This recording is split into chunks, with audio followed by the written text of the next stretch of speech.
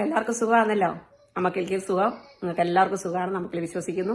ഭയങ്കര വെയിൽ, അതുകൊണ്ട് വേർത്തൊഴുകുന്നുണ്ടോ. ഇന്നത്തെ അമ്മക്കിളിയുടെ പുതിയ വീഡിയോ ഇതാണ് ഐറ്റം. ഇതെന്താന്ന് മനസ്സിലായോ?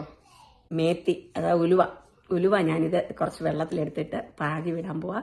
കിളിപ്പിച്ചാൽ നമുക്ക് ഉലുവ വെള്ളം, ഉലുവ തോരൻ, ഉലുവ കറി, ഉലുവ ചപ്പാത്തി, അങ്ങനെ പല വെറൈറ്റികളും ചെയ്യാൻ നല്ല വിറ്റമിനുള്ള സംഭവമാണ് ഇത്. നിങ്ങൾക്ക് ആർക്ക് വേണമെങ്കിലും ഇത് വീട്ടിലൊരു ചെറിയ ചട്ടിയിലാണെങ്കിൽ ഇടാം.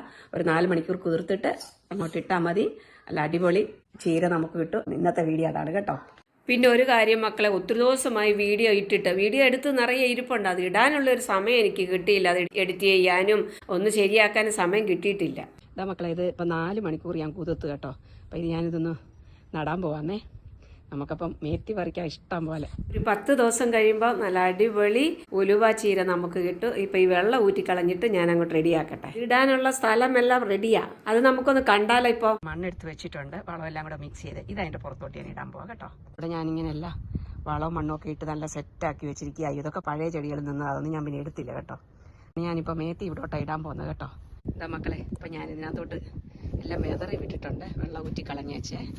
മണ്ണിടുന്നതിന് മുമ്പ് ആദ്യം ഉള്ള മണ്ണിനകത്തോട്ടൊന്ന് മിക്സ് ചെയ്യട്ടെ. നമുക്കിതൊന്ന് പതുക്കെ ഒന്ന് മിക്സ് ചെയ്തിട്ട് കേട്ടോ. കാര്യം അവിടെ ഇവിടെ ഒട്ടിപ്പിടിക്കുക, അതൊക്കെ കിടക്കണ്ടേ.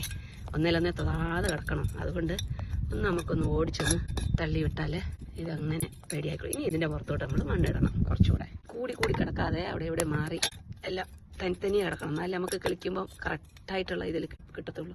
അപ്പുറത്തും ഇപ്പുറത്തും ഒക്കെ വീണിട്ടുള്ളതെല്ലാം നേരെയാക്കി എല്ലാം ഇടാം.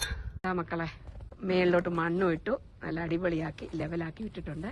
ഇനി നമുക്കിത് എത്ര ദിവസം ആകുമെന്ന് നോക്കാം കേട്ടോ. കളിക്കുന്നതേ കളിക്കട്ടെ, എത്രയും പെട്ടെന്ന് കളിക്കട്ടെ എന്ന് പ്രാർത്ഥിക്കാം. ഇന്ന് നല്ല വെയിലുണ്ട്, പക്ഷെ നാളെ തണുപ്പാന്ന് തോന്നുന്നു. എന്നാലും കുഴപ്പമില്ല.